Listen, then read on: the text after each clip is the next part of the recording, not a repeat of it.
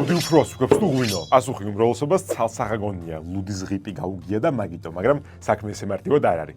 ეს არის არისტოკრატია, ანტიოქსიდანტებით მდიდარი, წითელი გულის წამალი. ეს ეგონა 1992 წელს ანტიოქსიდანტი მთავარი რესვერატროლი, რომელსაც წითელი ყურძნის ჯიშებში ხვდებით, ნამდვილად სასარგებლოა გულსახელო სისტემისთვის, მაგრამ აქ არის ერთი მთავარი პრობლემა. ის ოდენობა ანტიოქსიდანტის, რომელიც რეალურად ქმედითად მარგებდა, 500 ლიტრ ღვინოსგან უნდა მივიღო და სანამ ის ანტიოქსიდანტი გაუმაჯანსაღებს ალკოჰოლის ტოქსიურობა მე მომკლავს და ჩემ გარშემომყოფებს კიდე ღიპისგან გამოწვეული მიწისძვრა. აი ლუდი, ეს არის დიდი კალორიები, ფიტოესტროგენების წყარო ჰორმონებისთვის ცუდია. აქ პირიქით გული მაქვს 7.